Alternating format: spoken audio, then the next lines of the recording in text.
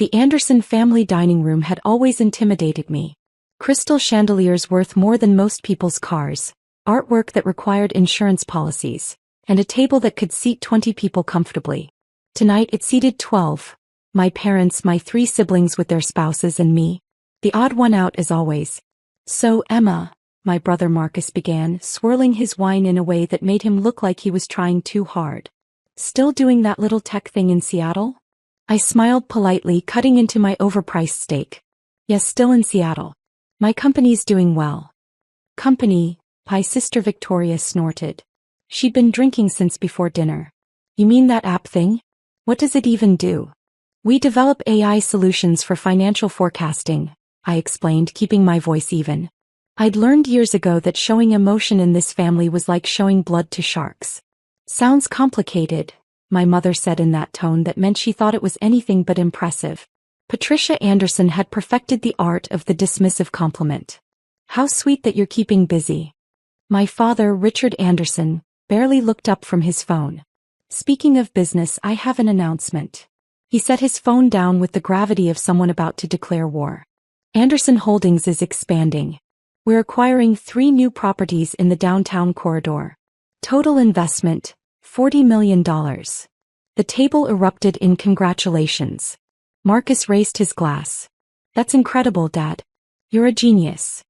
"We're so proud," Victoria added, though I noticed she was already checking her own phone. My younger brother, Thomas, leaned forward. "Does this mean promotions?"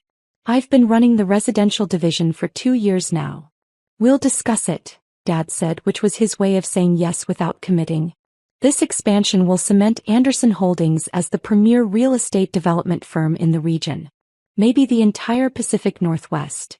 I took a sip of water. The irony was so thick I could taste it.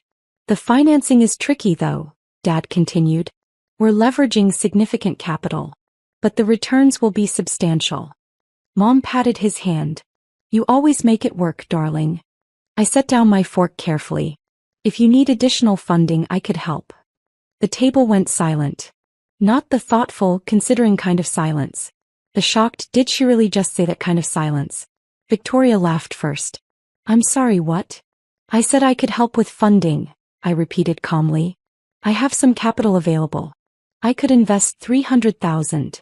The silence turned into barely suppressed laughter. $300,000? Marcus said it like I'd offered to pay for dinner with Monopoly money. "Emma, this is a $40 million deal. Your contribution wouldn't even cover the legal fees." "It's sweet that you want to help," Mom said with that same patronizing tone. "But this is serious business, honey. Not something you understand." My father finally looked directly at me. "Emma, I appreciate the gesture. Really. But we don't need your pocket change." He said pocket change like it physically hurt him. "This is a $40 million business. We work with serious investors. Institutional money. Not." He didn't finish the sentence. He didn't have to. "Not what?" I asked, keeping my voice level. "Not hobbyist money from a tech startup that probably operates out of a coffee shop," Victoria finished for him. She'd never forgiven me for skipping her destination wedding to close a crucial deal. "No offense, Emma, but you're playing in the kiddie pool. We're in the ocean." Thomas tried to be diplomatic. "What Victoria means is that our funding structure is complex. We have established relationships with venture capital firms, private equity groups, institutional investors. It's not really something where individual contributions make sense. Unless those individual contributions are 8 or 9 figures," Marcus added with a smirk. "You got $100 million lying around, Emma?" More laughter. My sister-in-law, Jennifer, actually wiped tears from her eyes. I pulled out my phone. "Oh, are we boring you?" Victoria snapped. "Is your little app sending you notifications?" "Just need to send a quick message," I said, typing carefully. "Please excuse me." The message was simple. "David, withdraw all backing from Anderson Holdings effective immediately. Authorization code, Emma 7734. Execute after their 7 p.m. board meeting begins." I hit send and set my phone face down on the table. "As I was saying," Dad continued, clearly annoyed by my phone usage, "this expansion represents the culmination of 30 years of building this business. 30 years of relationships, reputation, and results. It's not something you can just buy into with a check. Even a $300,000 check, Mom added as if that clinched it. I understand, I said quietly. Do you though? Victoria leaned forward. Because you seem to think that whatever you're doing in Seattle puts you on our level. It doesn't. You make apps. We build empires. Victoria, Thomas said weakly. No, let me finish. Victoria was on a roll now, emboldened by wine and the approval she saw in our parents' eyes. Emma has always been like this. Always trying to insert herself where she doesn't belong. Remember when she wanted to join the company after college? Thank God Dad said no. I did remember. I'd graduated top of my class from Wharton with a degree in finance. My father had told me that Anderson Holdings was a family business, and that I needed to find my own way. Marcus, who'd barely graduated from a state school, had been given a VP position immediately. I found my own way, I said. Yes, you did, Mom said using her let's move on voice. And we're happy for you. But this conversation is about serious capital investment, and frankly, it's above your pay grade. My phone buzzed. I glanced at it. A text from David Chin, my investment manager. Confirmed. Withdrawing $180 million from Anderson Holdings. Board meeting starts in 8 minutes. They don't know yet. I took another sip of water. The best part, Dad was saying, is that our primary backer just increased their commitment. Another $50 million available if we need it. When you have the reputation we've built, money finds you. Who's the primary backer? Jennifer asked. Dad smiled mysteriously. Confidential. But they're a major player. Very sophisticated operation. They've been with us for 5 years now, and they keep increasing their position because they see our value. 5 years.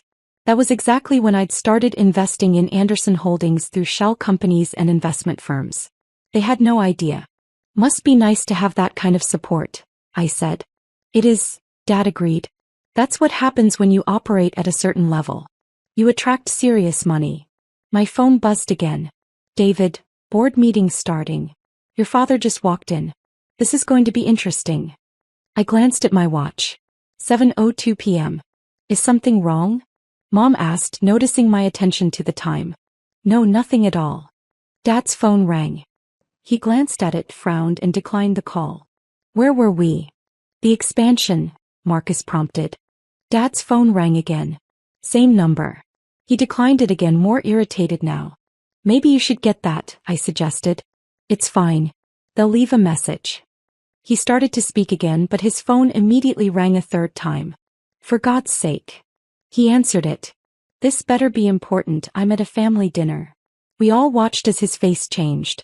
The irritation melted into confusion, then shock, then something approaching panic.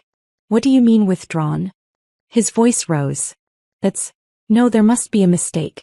Check again. Silence as he listened. All of it? That's impossible. Who authorized this? More silence. His face was going red. What do you mean effective immediately? We have contracts, agreements. Marcus and Thomas exchanged worried glances. Victoria set down her wine glass. I need to call you back, Dad said, his voice tight. He hung up and immediately started dialing another number. Richard. Mom's voice was sharp. What's going on? He held up a hand, phone to his ear. Bill, it's Richard Anderson. I just got a call that seems, yes, I'll hold. He put his hand over the phone. There's some kind of issue with our primary funding source. I'm sure it's just a miscommunication. But his face said he wasn't sure at all. Another phone call. Then another.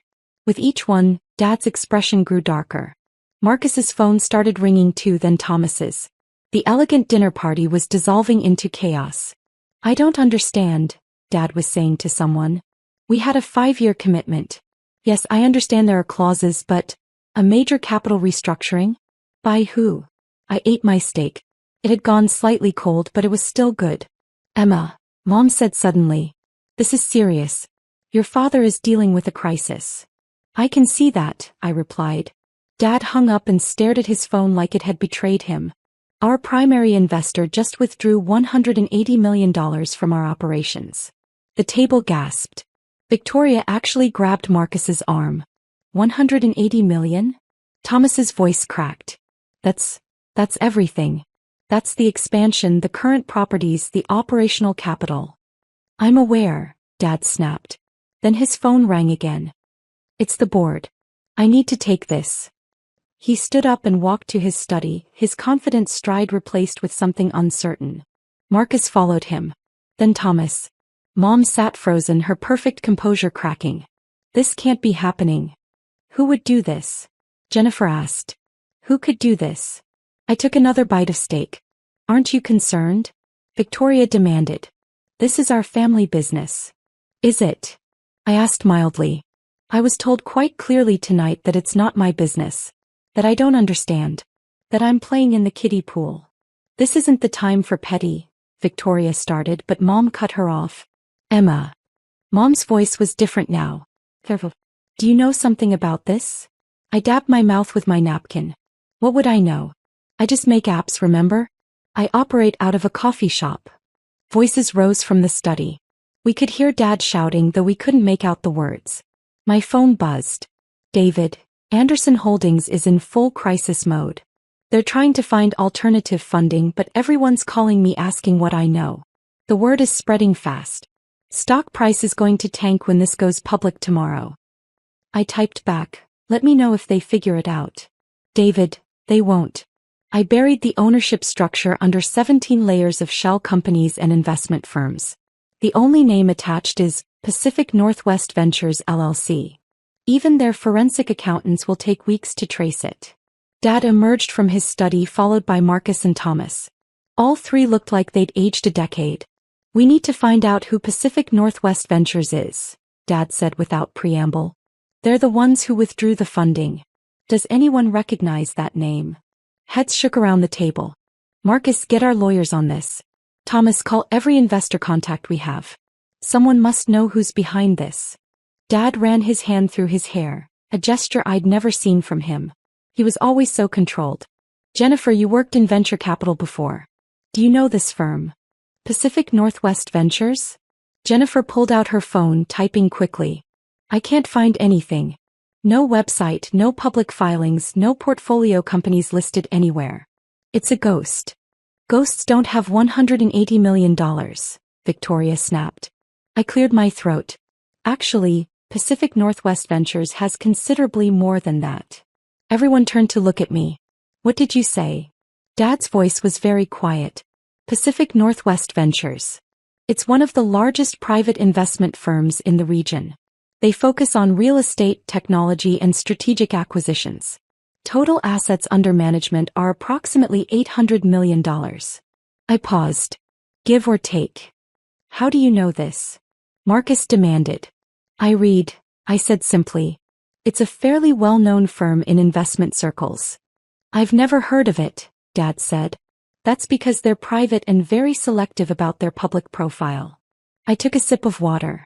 They prefer to work through intermediaries and subsidiary companies. Very sophisticated operation.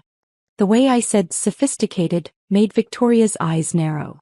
If you know so much about them, Thomas said slowly, do you know why they'd pull funding from us? I couldn't possibly speculate, I replied. I'm sure they have their reasons. Major capital restructuring decisions like that don't happen randomly.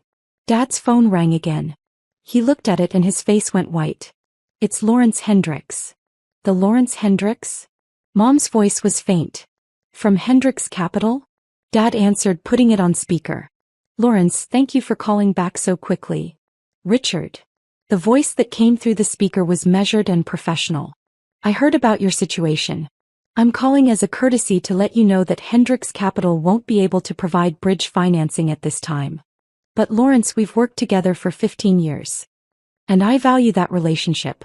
Which is why I'm being direct with you. Whatever happened with Pacific Northwest Ventures has created significant risk concerns. Until you resolve your relationship with them, no serious investment firm is going to touch Anderson Holdings. Our relationship? We don't have a relationship with them beyond standard investment terms. This is clearly some kind of hostile action. Is it? Lawrence's voice was sharp. Richard, Pacific Northwest Ventures doesn't do hostile anything. They're one of the most respected private investment operations in 3 states. If they pulled funding, there was a reason. And until I know what that reason is, I have to protect my investors. Silence around the table. You could hear the chandelier crystals tinkling in the ventilation draft. You're saying Pacific Northwest Ventures has that much influence? Dad's voice was strained. Richard, they could buy out Hendricks Capital tomorrow if they wanted to. They have connections at every major bank, every venture capital firm, every private equity group on the West Coast. Crossing them is career suicide. Pause. What did you do? I didn't do anything. Then you better figure out what happened, because as of right now your company is untouchable. The line went dead. Dad stood there holding his phone like it was a live grenade. This is insane, Victoria said. One firm can't have that much power. Marcus's phone buzzed. Then Thomas's. They both looked at their screens and went pale. What? Mom demanded. It's spreading, Marcus said weakly. I just got 3 emails from investor contacts. They're all asking what happened with Pacific Northwest Ventures. They're all saying they need to reassess their position with us. Same here, Thomas added. One of them said, and I quote, I didn't know you had PNV backing. Why would you jeopardize that relationship? I checked my own phone. David had sent me a message with a simple emoji. Smiling face with sunglasses. Dad slowly sat down. Someone find out everything about Pacific Northwest Ventures. Everything. Who runs it, what they invest in, who their other portfolio companies are. There has to be a way to fix this. I can help with that, I said. Everyone looked at me again. You can. Dad's voice had something in it I'd never heard before. Hope maybe. Or desperation. I know quite a bit about Pacific Northwest Ventures, I confirmed. I've followed their operations for years. Studied their investment patterns, their decision-making processes, their portfolio management strategies. Why would you study them? Victoria asked suspiciously. Because they're brilliant, I said simply.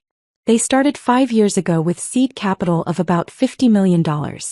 Through strategic investments and careful portfolio management, they've grown to over $800 million in assets.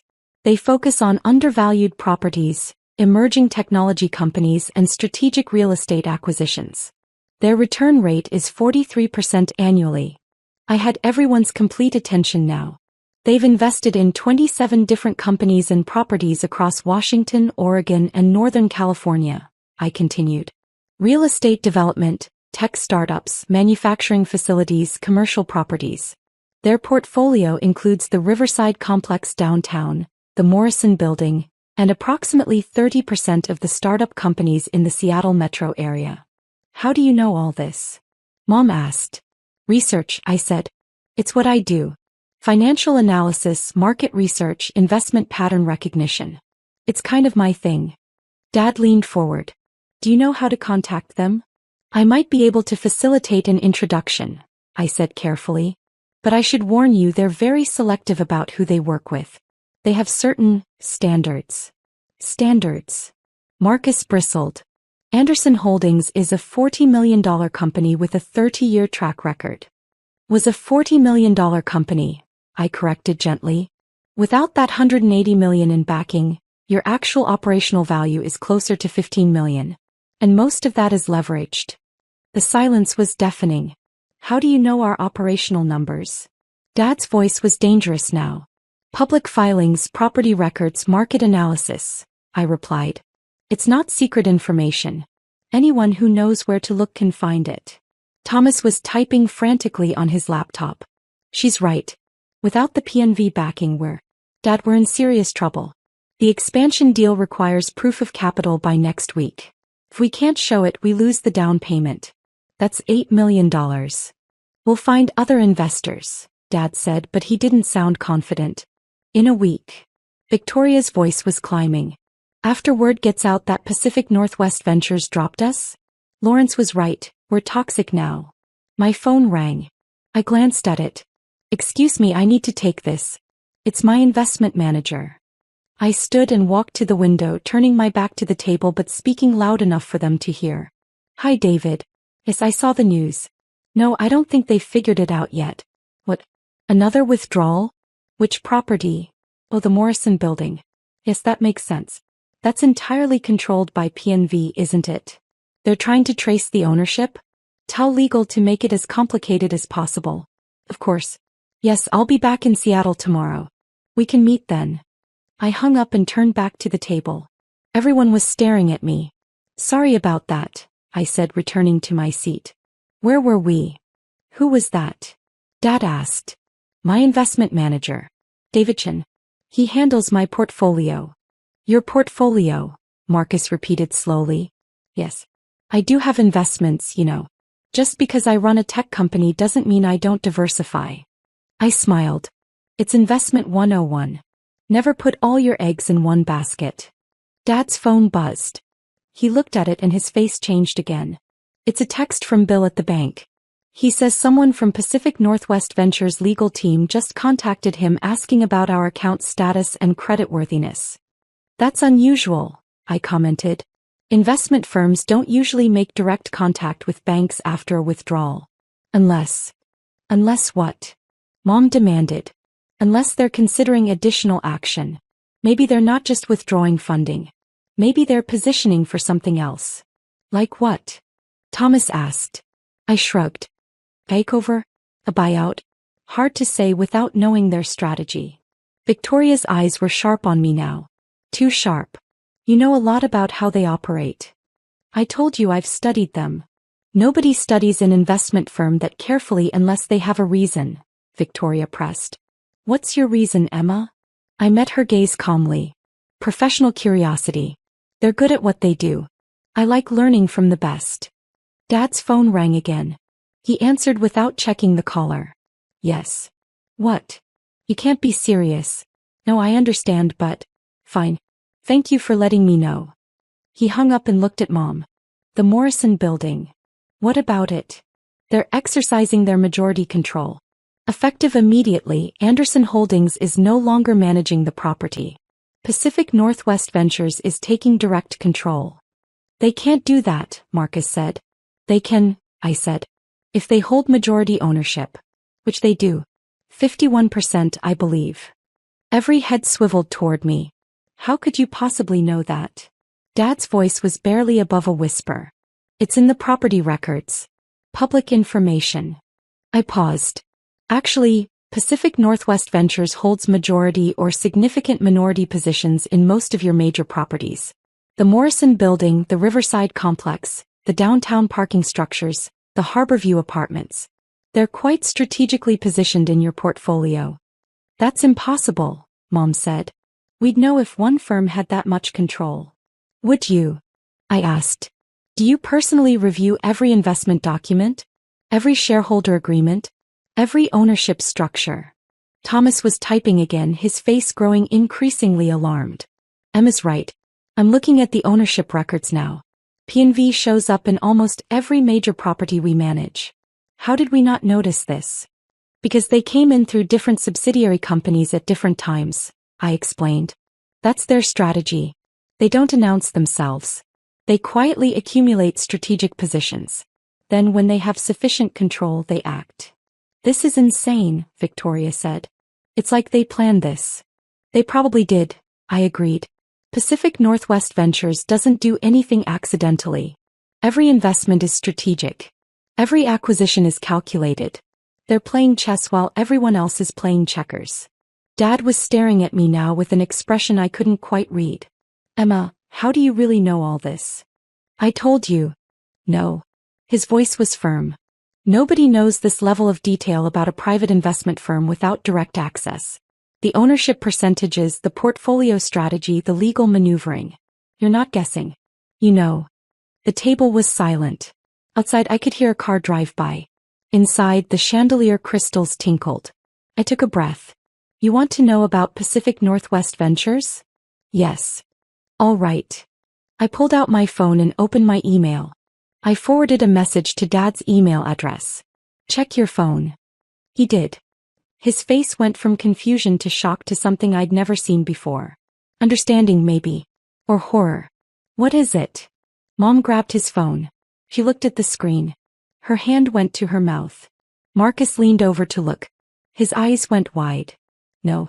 No way. The email was simple. It was from David Chen, my investment manager. The subject line read, Pacific Northwest Ventures LC Ownership Structure and Portfolio Summary. The body of the email listed everything. Every property, every investment, every strategic acquisition. The Morrison Building. The Riverside Complex. The Harborview Apartments. 15 other properties and 7 tech companies. At the bottom in bold, primary shareholder and CO, Emma Anderson. Total assets under management, $847 million. You, Dad whispered. You're Pacific Northwest Ventures. I am Pacific Northwest Ventures, I confirmed.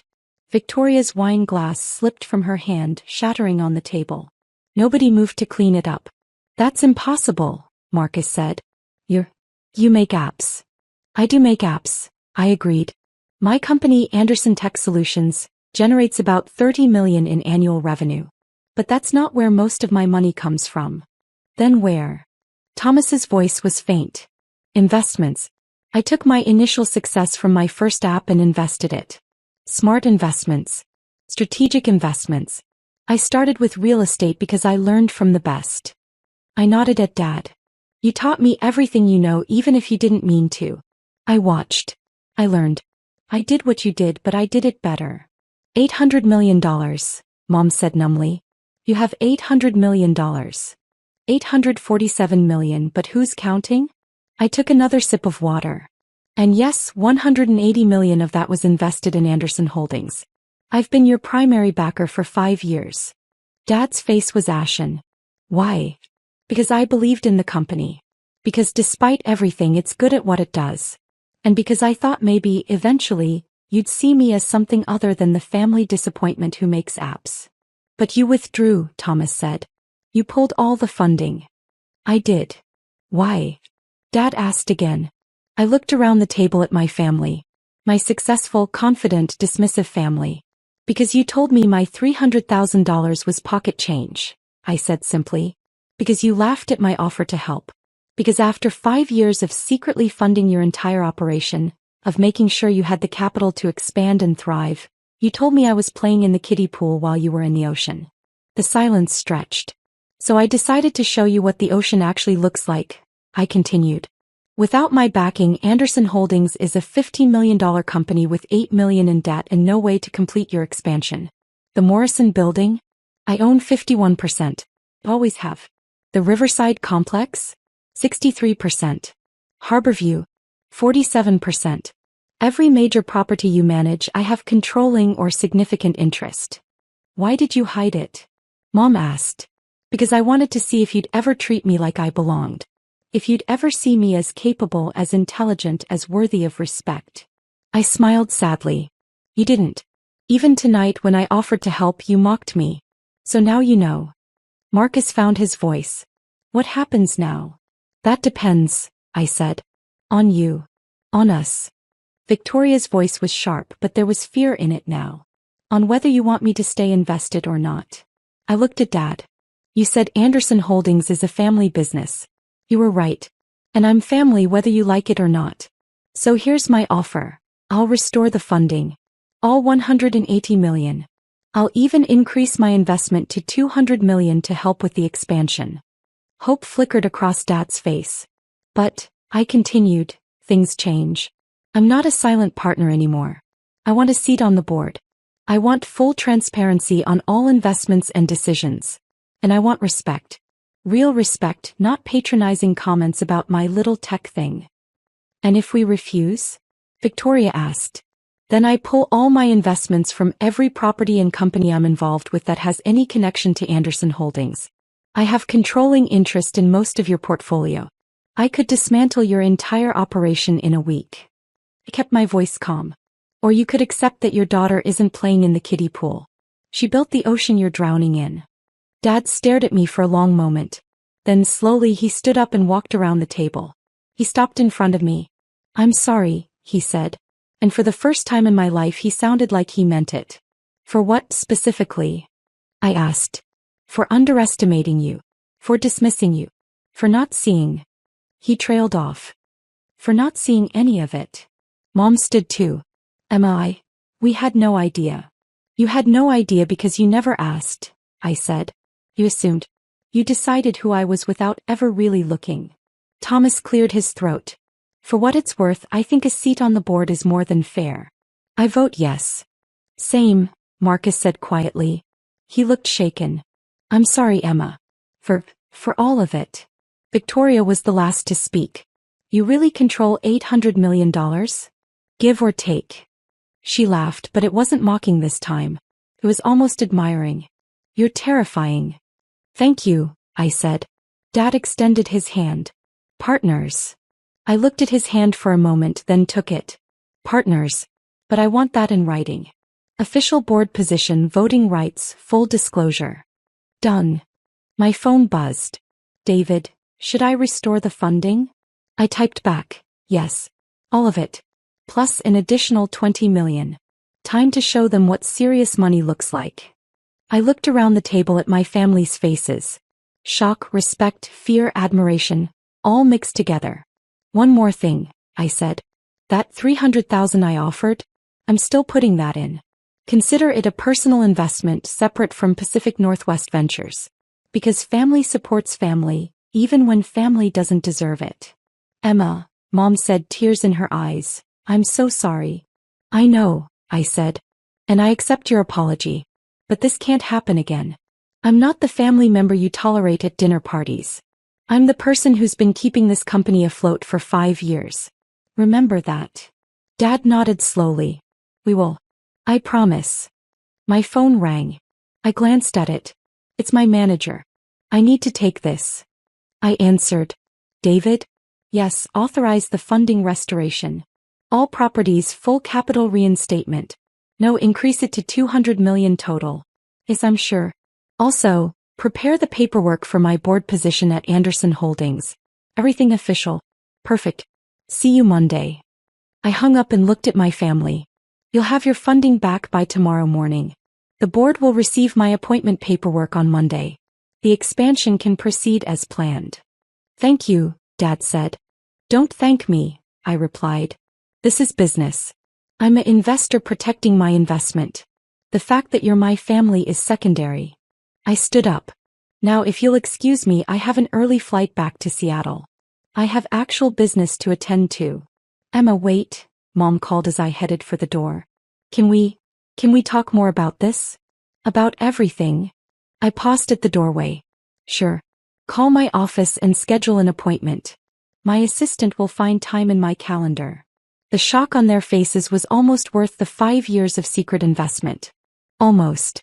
As I drove away from the Anderson family mansion, my phone buzzed with messages from David. The funding was being restored. The lawyers were drawing up my board position papers. Stock prices would stabilize by morning. I'd spent 5 years building an empire in secret, funding my family's business while they dismissed me as someone who made apps. Tonight I'd shown them the truth. Not with anger, not with gloating, but with the simple, devastating power of facts and numbers. Sometimes the best revenge isn't getting mad. It's proving them wrong with $800 million and a smile. My phone buzzed one more time. A text from Dad. I really am proud of you. I should have said that years ago. I'm sorry it took this for me to see what you'd become. I smiled and texted back. See you at the board meeting, Dad. The kiddie pool, it turned out, was just where I'd been practicing before I built the ocean. And now they were all swimming in it whether they liked it or not. I'd offered them $300,000 and they'd laughed. Now they owed me $200 million and they'd never see me the same way again. Perfect.